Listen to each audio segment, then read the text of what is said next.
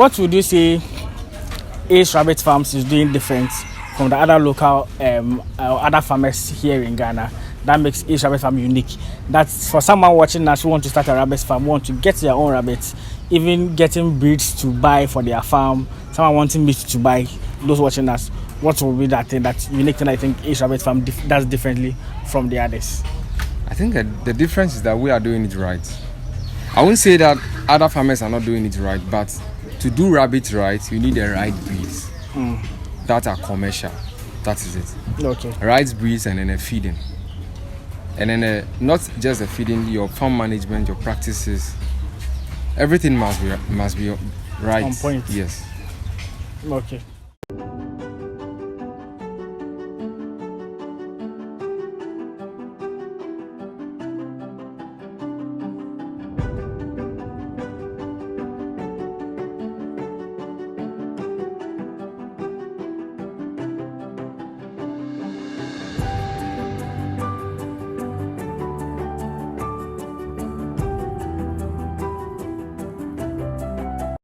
So I'm here at the Ace Rabbit Farms. For my viewers watching me, they know I'm Charles. Please can you introduce yourself to my viewers? I'm Elliot. Elliot. Yes. Okay. So if you don't know, I'm currently at Ashimota, around the Christian Village area, and this is one of like the biggest rabbit farms I've actually visited.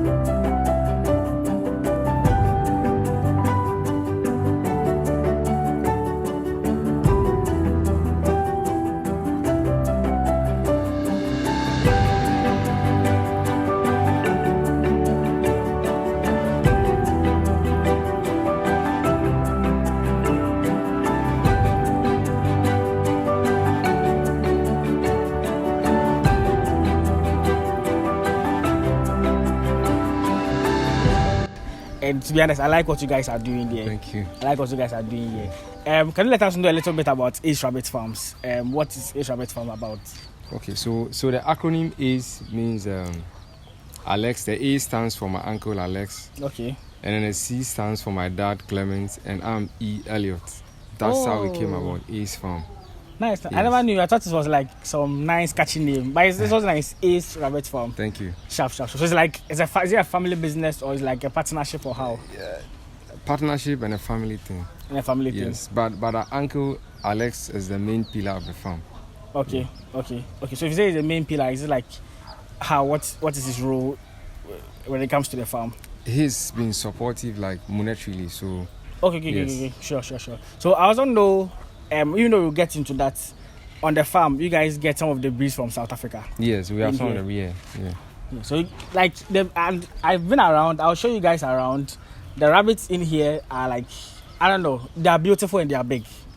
And as I said, this is one of the biggest farms I've ever been to. Thank you. So I like what you guys have here and what you guys are doing here. So let's look a little bit into Ace Farms. All right, sure. You said Alex, Clement, and Elliot. Yes. Okay, so how long has this farm been? It's been 3 years. Oh, wow. Yeah, this December is 3 years. We started 2019 December. Okay. So we are 3 years this month. Yes. Nice. And what brought about the idea of going into farming and also deciding you want to do rabbits? Okay, there are a lot of animals you can farm, but then we are looking at the fast breeding animals, and then we arrived on rabbits. Okay. And basically, it's also after school, university, the job hunt is not working. Okay. And then he came up with all this idea that why don't we do rabbits? Yes. And then per my dad's retirement, so it's like just being home doing nothing, so we want to do something for ourselves. So rabbits is a quick breeding animal. Okay. With the lowest fat and then highest protein. Sure. So as a quick breeding animal, and then amongst all the protein, talk about nutritional value is on top. So that is why we chose rabbits. Okay, okay, and it's been 3 years running. 3 years. Right? And so far, how has the business been like? It's been amazing. Though there are some setbacks, but you can't let it. Outside, Yes. So every business comes with challenges. It's about sure. looking beyond that. Yes. Looking beyond yes. that. Okay, okay. So we'll go into the farm and look at what you guys do. Look at some of the breeds you have and stuff. But I just want to know, farming rabbits, is it profitable to go into rabbit farming? It is. It is profitable. Only when you are doing the right thing, you have the right breeds, and you have the right mentorship. Okay. Yeah, I would say that, yes. My mentorship. Yeah. So starting 3 years ago, as you said, your uncle was like, you can start something like a rabbit farm. Yeah. Did you guys have any idea about rabbit farming before starting? How was it like from the beginning? He took a course in SA, so he was giving us a little gist, but I also did more research. I challenged myself to read. Just reading every day, constantly reading, and then we started with 3. So the first cages we started with is this one, just these 3 rooms. Okay.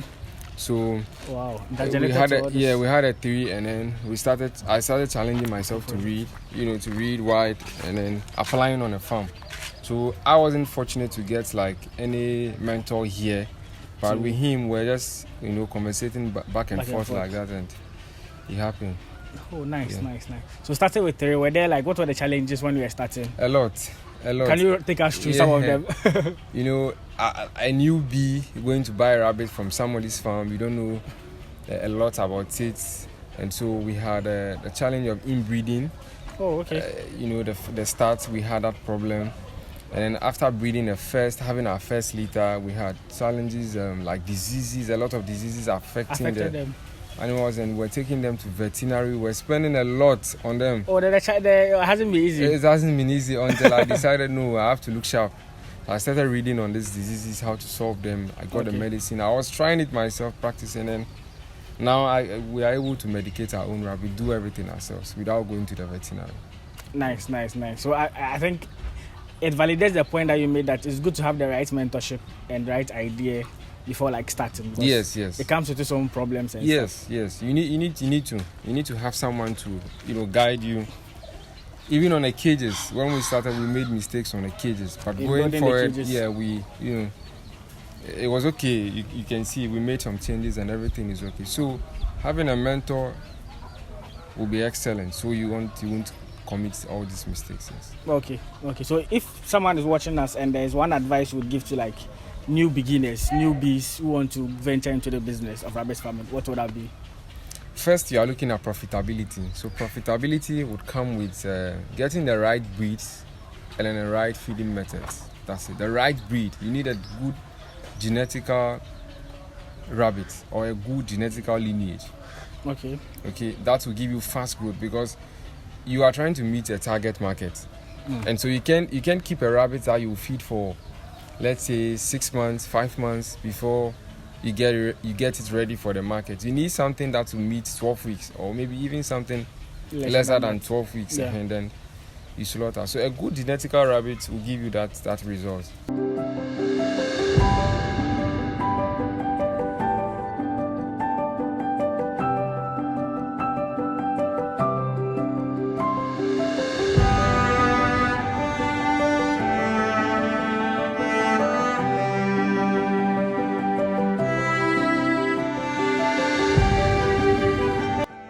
Okay, so if you say a pure breed, how can one determine what a pure breed is? Okay, a pure breed comes with some features, characteristics. Okay. You talk about the size of the rabbits, the depth of the rabbits, the growth of the rabbit, because when you talk about pure breed, you are talking about commercial rabbits. Okay. That's the growth aspect. And so the growth, the depth, the length, the size, all counts. All counts. Okay. Yes. Okay. Sure. So if there are some people watching us, they want to come and get rabbits. So in the first place, someone wants to start. Let's start from for beginners. Someone wants to start. He needs rabbits to come and acquire. Definitely, person has to come to each rabbit farm for his rabbits. Of course, we are. That's one of the things. Reasons why we brought in pure breeds. Okay, we want to help every rabbit farmer. That is one problem we all have. Okay, so we have the breeds. We have the hybrids, like the mixture of the pure and then the local ones that even grow faster. Okay. We have the pure breeds also on the farm. So we are open to partner to give out some of these breeds. They should come and buy them. Okay. Is there? Okay. So once you mentioned this, let's look at like some of the services Ace Rabbit Farms offer. So aside the sale of the rabbits or the breeds, what other services on rabbit do you We do? are there to train whoever wants to start a rabbit farm, to give the best advice so that you won't repeat some of the mistakes we Did when started. Yes. Okay. Aside that, so supposing someone wants to buy some for consumption. Yes, we sell meat. Okay. Yes, we sell Both meat. dressed and undressed. Yes, we sell. So like I'm asking in terms of this Christmas, people are coming down. They want to at least people are coming for holidays and stuff. Rabbits. Yes. Is it that we can get ones that have been killed and dressed, or we can buy them live? So which ones do you do? All types. All types. Yeah, we even do grills. So okay. Yeah, we do grills, Okay. yeah. So if you are watching us, those coming down these holidays for Christmas, when you've not tried rabbit meat before, this should be your first time of trying it. Just come here, come and get yours and get some to buy. Speaking of those who have not tried, I want them to understand the benefits of eating rabbit or how rabbit feels or tastes like. Okay. If you had to describe the meat to them, how will you describe it? Rabbit is the best meat to eat. Talking about nutritional value compared to beef, goat, and then chicken, rabbit is the best. It has the highest protein than all these animals I mentioned. Okay. And also, if you are someone with, heart diseases, diabetic, blood pressure, rabbit is the best to help these conditions. Okay. For pregnant women, your entire health, rabbit is the best to help you. Okay, it has less sodium, more potassium, vitamin, everything to help your system. Rabbit is just the best. Sure. Because now people are, health conscious of what they consume. And so rabbit is the best substitute for animal protein. Sure. So I always tell people that now it's like you are supposed to be conscious about what you eat or what you take into your body. People don't see the idea of rabbits. Most people have it as like a pet kind of mentality. People don't see it like the way we have poultry that we eat or chickens and other things that we eat. People see rabbit as pets, so most people don't really like the consumption of rabbits. They see it as an innocent animal like that. Why would we kill it and eat it, even turn it as a meat? But they don't know the benefit that comes with it. Do you get it? So if you are watching, I have not tried rabbit meat, please make sure at least you try one for yourself and know how delicious it tastes like.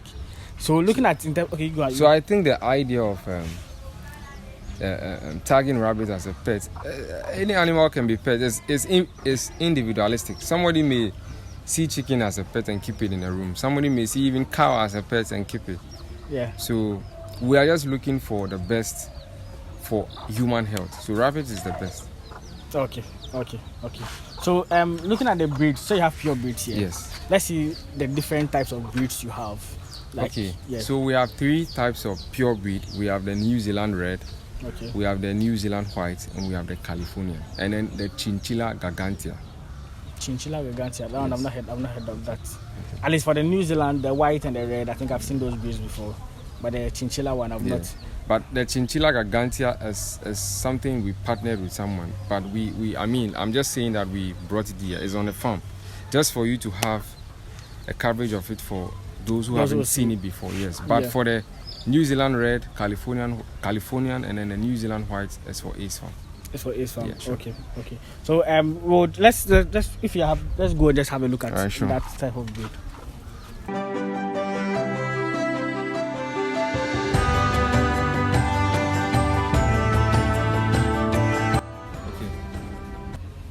This is the New Zealand Red rabbit. Okay. Pure New Zealand Red rabbit. Oh, nice. These two. So one is a male, one is a female. And so this is a pure Californian breed, a male and a female. But for the New Zealand, they were the first batch we brought in. So that one, we have quite a number of them. Yes. This is one of the pure breed. That's one of the parent stock. Here is another one. And then the third one here is one of the parent stock. And this guy here are the offsprings. These 3, 1, 2, 3, they are 4 months. Oh, okay. So these are also pure breeds. Sure. This 7 here too are also pure breeds. And we have the females at the other side. All the pure breeds of those ones. Yeah, the females there. And then Most of the rabbits here are hybrids from the pure breed line. These ones are hybrid. Most of them are hybrids from the pure breed line. So for those watching us, if they want to understand what you mean by the hybrids, if you explain to us. The hybrid is a mix of the pure and then a local breed. Okay. Yes. Okay.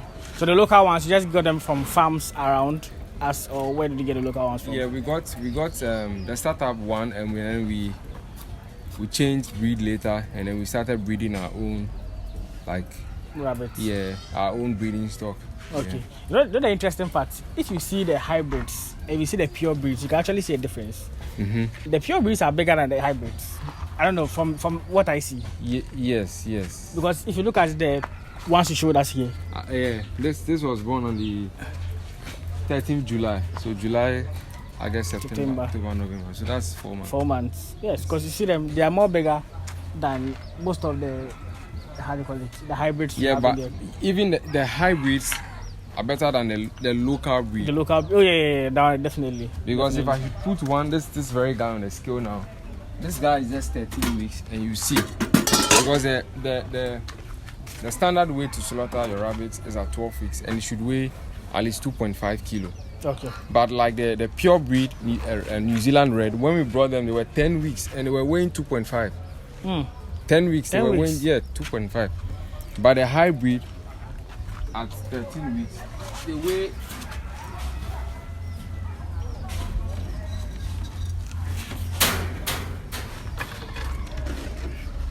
If you can capture the weight.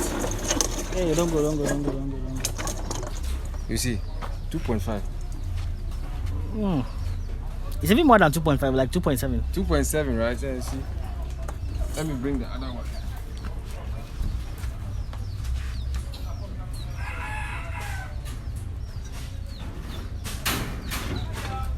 And this is 13 weeks rabbit. So you see, same. Okay. Yeah. Which are better than the local breeds you get. Okay. To slaughter your rabbit. So I have one question for you. Yes. What would you say Ace Rabbit Farms is doing different from the other local other farmers here in Ghana that makes Ace Rabbit Farm unique? That's for someone watching us who want to start a rabbit farm, want to get their own rabbits, even getting breeds to buy for their farm, someone wanting meat to buy, those watching us, what will be that thing, that unique thing I think Ace Rabbit Farm does differently from the others?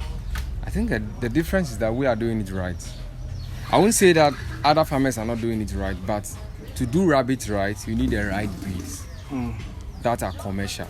That is it. Okay. Right breeds and then a feeding.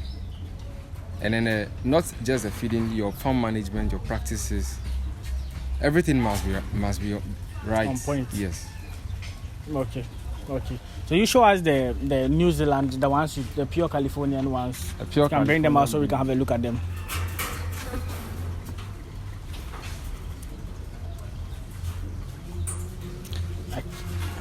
You know, I like, they are neat and they look nice too. So this is a pure Californian rabbit. Okay. With the ears and stuff. Yes. So you can see the ears, the tail. Those are the features of a Californian rabbit. Yes. I realized they are this numbering in their ears. Yes, that is the farm signature, where we got it from. Oh, okay. Yes. You said it came from South Africa with these ones. Yes. Okay. So yes, they identify their rabbits with. Yes, with a tag. I think from South Africa too, there is one of the countries that have like mostly this different breeds of animals. Even if you want goats, even like different breeds, pure breeds of goats, also from South Africa. Yes. I also know the boa goat. I saw them there. Yeah. Those, you can see, those breeds are different from the ones you have here. Very huge. Yeah, they are big too. Very huge. Yeah. South Africa does well when it comes to some of these things. Okay, so now let's zoom in into a rabbit farming for a beginner watching us, so those who are watching us want to start. As we were starting, you said you had challenges when starting. For someone watching us, what if someone wants to start afresh from your experience and what you've had so far? What would be the first step the person is supposed to do to start his own rabbit farm? What are the things the person needs to start a good rabbit farm? Okay, so a good rabbit farm, the amazing thing about rabbit farm is that you don't need too much space to do it. So first you get a space, then you need to know your purpose. What are you going into? What do you want to do? Do you want to do meat? Are you breeding for wool? Okay. Are you doing skin? Are you doing only breeders? You should know what you have to do. Then you get the breeds. Okay. Then the third one is you get a mentor, somebody to guide you. Yes. Okay. And I think that's it. That's it. Okay. Okay. So in terms of let's say feeding, when you get them, what feeds is good for you to start your rabbits with? I know some people go by feeding them with the grass that we have. Some also go by the option of using the feed that is being sold on the market. What's feeding or what type of feed would be good to feed your rabbits? In our context, we are having challenges with the feed, like I said earlier, in our context. So you would find that a lot of rabbit farmers are using so many leaves, so many additives in reaching the same goal. Okay. I mean, a standard goal that I just showed you with this rabbit, you have to weigh 2.5 at least 12 weeks or lesser to meet the target market. So in our context, we are using a lot of stuffs to meet the same goal. And rabbits eat a wide range of plants. But the question is, do they need all these plants to reach the goal? Among all these plants, which one would you prioritize to reach the goal? Okay. So in SA, they use these two, the alfalfa, magic plant, and grasses, steppe grass, as hay. And even they do pellets. Okay. But the pellets is so heavy, very nutritious. So it's very heavy. It's very heavy. So they do a little of the pellets. Okay, like about 30 grams of it. But the hay is in a lot. The hay is almost half of the cage, and they'll be roaming. They'll be chewing every day. Every second they are chewing. They are just eating hay. Okay. So you see their rabbits very huge.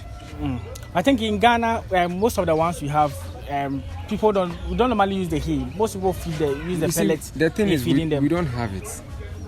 We have so many grasses, like I said. Rabbit eats a lot of, like the sweet potato, they eat it, the pear leaves. But you see, I did a lesson on nutrition.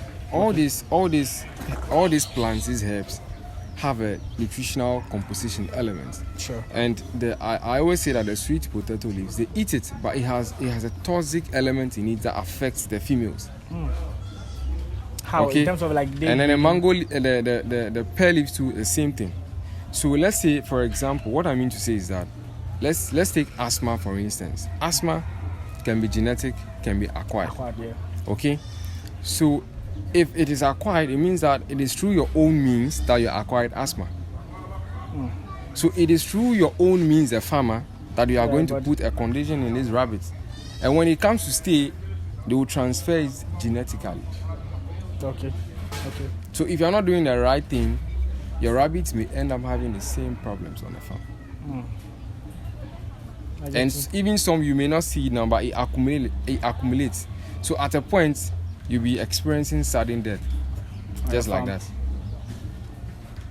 Okay, because I think some they eat a lot of stuff, but try to check whether what you are giving them, the nutritional composition is right. So go on Feedipedia.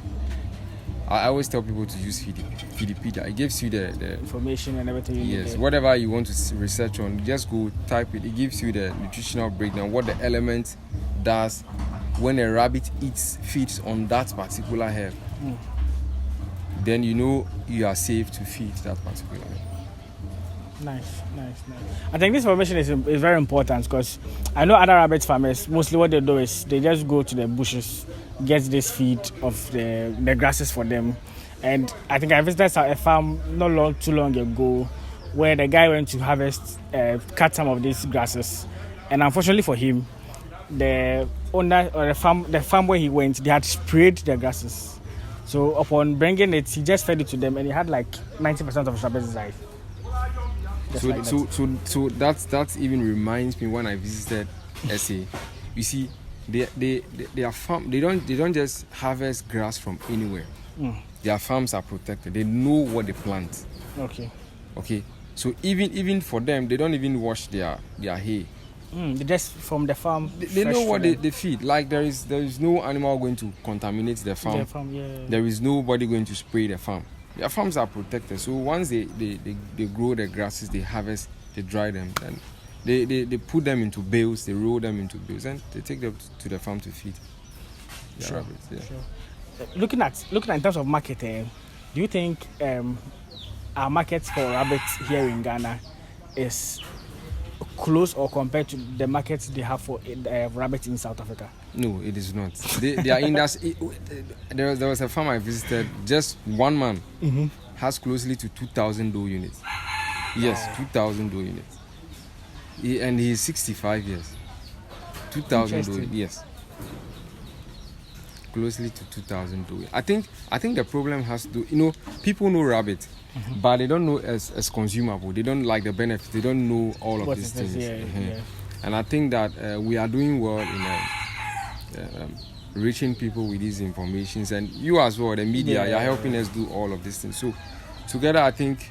Because I feel rabbit is a good option for me too. Like, to be honest, it's a good option for me too. So one other thing that is also helping the market in South Africa is that you see they have a slaughterhouse and an abattoir. Okay, for rabbits. These farms, not just rabbits, for other livestock.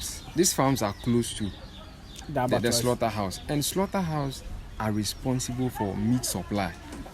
You see, hence become a responsibility of a packaging facility, which is another diversion of employment. And so you don't even suffer when you produce your meat to take to the market or something. The malls are there, the shops are there where you too. can sell them to. You understand? But here's the case: we are doing our own thing. We are slaughtering our own animals, and you are trying to fight for your own market. Yeah. So it's a little bit tough. I get your points, because that I was asking about in terms of the market here in Ghana, because I know most people who have like rabbits on their farms, that most of them hardly get people to come and even buy the rabbits. You see, so we are open even for partnership, be it individual or the government. At least I hope that one day we can have something like an abattoir where everybody doing livestock can take their meat to be processed and all of that, and then taken to the end. I think that would be much easier. And another way that helps we Ace Farm, word of mouth, like the media, we take advantage of social media. Anybody I meet, I try to talk to them, tell them the benefits of the meat, why they should. Even sometimes I have to give out free meat or free grills to people to actually believe that. Yeah. I think that's one of the marketing ways of going about it. Nice. So that's basically what I do. Sure. I think the main issue would have to be more about education about rabbit farming in terms of the meat, so we can get more people who would see that as an option, instead of we going to buy this imported frozen chickens from outside the country here like in Ghana. We have people who have rabbit farms. You can say are better like alternatives to even chicken and stuff. They get it. Even the chicken farm is big. There is no livestock farm in the land of SA that is not in excess. You will see a cow, someone producing cow. You will not see like what we do in Ghana. You see 40 cows, 50 cows. We are talking about 500,000 cows moving, and they are grazing on stop. The lands are protected. They are grazing just now. If you see their goats, sheep, you just like it. Poultry farms are just like 1 kilometer from the city, 2 kilometers from the city. Some are 5 kilometers from the city. The roads everything is just on point, top notch. It's not Ghana that you see people. They don't import chicken and all of that. Everything is done there fresh. Even their vegetable farms. I saw one greenhouse. I don't even know the land, the space to use to describe that place. It's so big. It's so big. You know what? Let's do something. So today happens. Please come closer. Today happens to be Farmers' Day.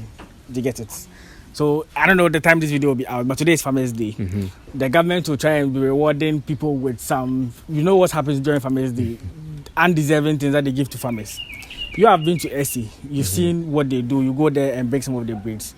I want you to personally, let's say what is on your heart that you feel like Ghana should do better in terms of the government supporting us, something that can help us as a country when it comes to agriculture. Because you always say agriculture is the backbone of every economy here in Africa. But the investment that goes into it, especially in Ghana specific, is not enough. So if you have anything on your heart that you want, especially today, as today's being Farmers Day, you want people to know about, you want the government to know that you can do to help like farmers here in Ghana, not only maybe necessarily rabbit farming, but in terms of farming in general. Just let us know what you want us, what the government to do. Okay. One of the things I'll talk about is like the breed.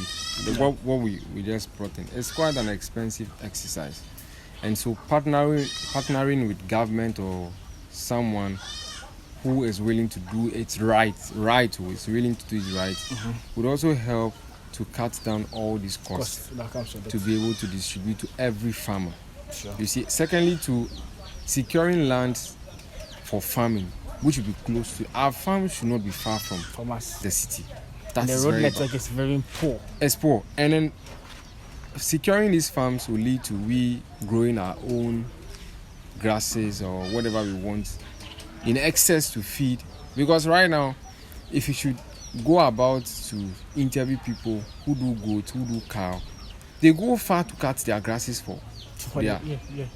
Even some of them have to depend on this chop bar people, the leftovers and stuff, to gather all these things, which is not healthy. That is not what the animals are supposed to eat. And even rabbits, the feed we are giving to the rabbits, this is not what rabbits are supposed to eat. There was one farmer who asked me in essay, what do you feed your rabbit? When I mentioned, he nearly called. I said, they are killing this rabbit. I said, we have no option. We are trying, but they are surviving. Okay. You see. So I think that is one of the things that they can do to help us, because by and by our farmlands, they are selling them, turning them into estate and all of that, which is very bad. There is nothing like that. That shouldn't happen to us at all. It shouldn't happen. I think as a country that we say we try and focus on agriculture, we tend to like pay less attention to it. It's only like on paper, like this planting for food and job. Yes, we know it is there, but most of these things are paper based. It has to be on the actual grounds for people to know that yes, like things are actually working. Things are more investments are going into agriculture. Because I visit farmers a lot. I go around a lot, and most people complain. Even as this grass, the food we talk about. I visited a grass cutter farm, and the man was like, he has to travel kilometers to go and get grass for these people, just for the animals. And grass cutter is even more hectic than rabbit. Because anything fresh to eat, but if it's not fresh, don't eat it. And he has to always go there, make sure he gets grass, go with his motorbike and get grass. And these challenges are a lot. I read an article that talked about an abattoir in Kumasi that was constructed through government grants and then the Canadian Development Agency, which is not even in use. They are not even making use of the abattoir, because the thing is that we have no standards. There is no policy governing livestock farming. So these are some of the things we need from government, a standard for all of these things. According to the article, they are complaining that these cattle farmers, they don't even want to bring their cattle to the abattoir to be slaughtered and dressed and processed or whatever, which is very bad. We don't have a standard. So somebody in Takrady is buying this same feed for, let's say, 380 cedis or 400 cedis, and maybe I am in Accra buying for, let's say, 300 cedis or 350 cedis. Hence the difference in price of our product. But if there is a standard for everyone, if my meat is 200 cedis, it should be 200 cedis. That's how it is in SA. You go to shops and the price tag is already there. You see, everything is working there. Honestly, the laws are working in the land. And you can fool, you can, like, you are walking and your mind is telling you, child, if you mess up here, they get you. You know, so there should be a standard for all of us. We are really behind when it comes to some of these things. There is no standard for anything, and government is not even concerned. And it's like now farmers are doing everything solely from their pockets or on their own, which is bad. And they are not concerned what they are consuming, whether you bring it or not. Maybe somebody has the money to buy food from outside. Somebody doesn't have the money to do it, but we have the land. So what are we making of the land? We have to make use of it and do our own thing here. Okay. Well, it's a long journey, but gradually, I think with time, we'll definitely get there. I don't know how long it will take, but with time, it's a gradual process. We'll get there.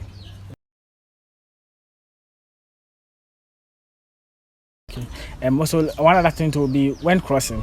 So you see, there are some farmers who put their cage, the male and the females together in one cage, and they go and come and have an idea what they've been crossed. Yeah, they've been crossing. How do you go about the crossing? The crossing now, before we were finding it difficult, but now we've adopted a system that moringa is very good for them. Moringa stock. So when they give birth, and then you're about to win the babies, the bunnies from the mother. Okay. But that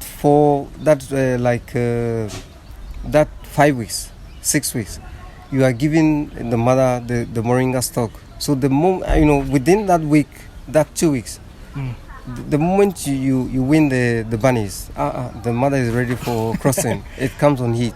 Oh, okay. It works for us. Oh, nice. Yeah, before nice. we So were the finding moringa actually does the magic. The moringa stock, very good. Okay, Before we didn't know, Okay. and then we will have to take the dough to the back to cross. No, there's a refuser. It doesn't go. And then we know it was a challenge. So we were thinking, and then we came with the idea of moringa stock. Okay. Yeah. And it works. Yeah, it works. It works. Okay. Even when you win the babies and the mother is still not ready for crossing, you just keep giving the moringa stock. Within 3 days, it will be on heat. It will be on heat. Okay. It works very well. Sure. Yeah.